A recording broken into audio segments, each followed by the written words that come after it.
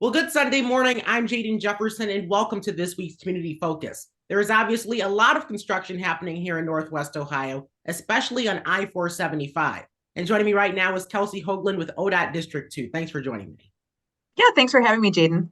So obviously, when you do projects like this, there's a lot happening, and sometimes it's hard to get that information communicated to people. So give people an idea of exactly what's going on. Yeah, well, you're absolutely right. It has definitely been a lot of complex information that we've been putting out the past couple of days. So ultimately, what's really important to know is what the goal is. So down the road in December of 2024 is when we're expecting this project to be complete. At that time, I-475 will be widened to 3 lanes in each direction between the Maumee River and Airport Highway. And we will have a newly constructed interchange, which will be a diverging diamond interchange at US 20A. So a new exit for that industrial corridor, which is continuing to develop. But between now and then, of course, we have a lot of different traffic impacts that the public is going to be experiencing to get to this growth and progress. So what we've just had in the last couple of days, on Saturday, we had several ramp closures that were necessary. We actually had to do pavement repairs. Folks who live in Waterville and might go to Maumee regularly might have noticed that there was a really bad, what we call a pavement shove, where there was like a dip and a groove in the pavement.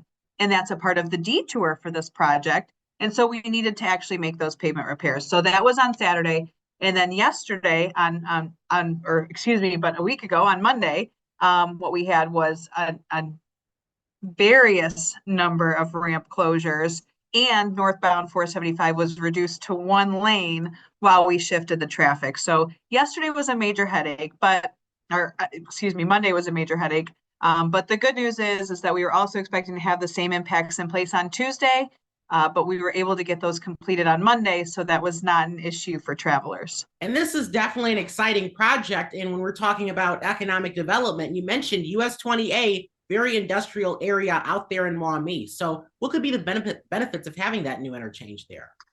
Yeah, well, this is mileage, this is time, and those are both very important qualities for our partners in the business community that might be growing out there. There is a lot of land that is prime for development, and whether or not that is going to be commercial development, I can't reflect on specifically. I don't really know.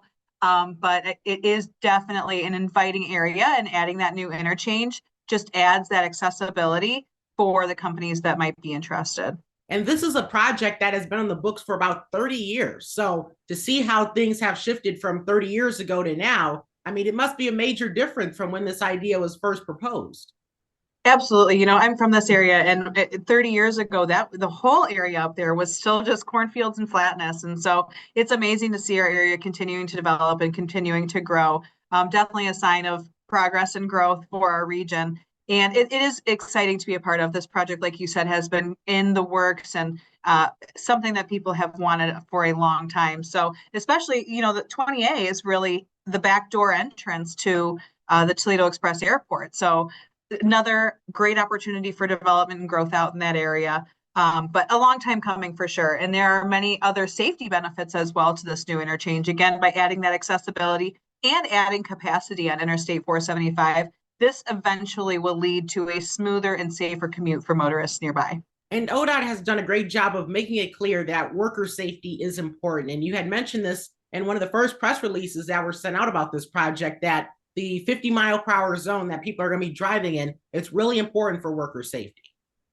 Absolutely. We cannot express it enough. We've really seen driver behavior change over the last several years. And abiding by the speed limit, I mean, especially in a construction zone, we set speed limits with the intention of helping safely move traffic. But unfortunately, when we have people who travel in a significant excess of the speed limit, that's when crashes happen. The lanes are more narrow. Obviously, there's barrier wall on both sides. So encouraging people to actually abide by the speed limit is incredibly important, and does contribute to, yes, worker safety, which is a top priority of ours, but also motorist safety. And so we really have an intention when we put the speed limit out and we assign a speed limit. Obviously, it's significantly lower than what it typically would be, but it's by design. It's with intention to keep people safe. So we hope that they can adjust their behavior to help us keep them safe. And we talked about what's already happened with this project, but this is going to be a project that won't be ending in 2023. So give people an idea of what's going to be happening next.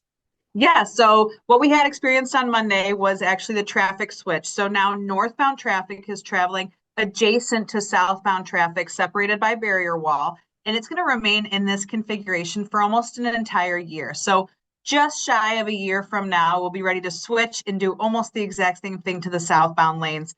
But what they're doing is a full depth reconstruction. So that means that they're literally taking it down to the bare ground and starting over. The I-475 corridor has been resurfaced for many decades and only resurfacing. So it's layers and layers that are stacked up upon one another. So full depth reconstruction, which means that we're going to stabilize the subgrade and make it a nice smooth roadway. But lots of growth and sometimes some pain points probably for motorists. But we're going to stay in this configuration for a year. So nothing major will change about the setting right now. And it's going to be all worth it towards the end, because I guess it's hard to see through while it's happening, but it definitely will be beneficial in the end. Kelsie Hoagland, District 2 Public Information Officer with ODOT, thank you so much for your time. Yes, thank you, Jaden. Have a good one. Thank you. And that's this week's Community Focus. Have a great week.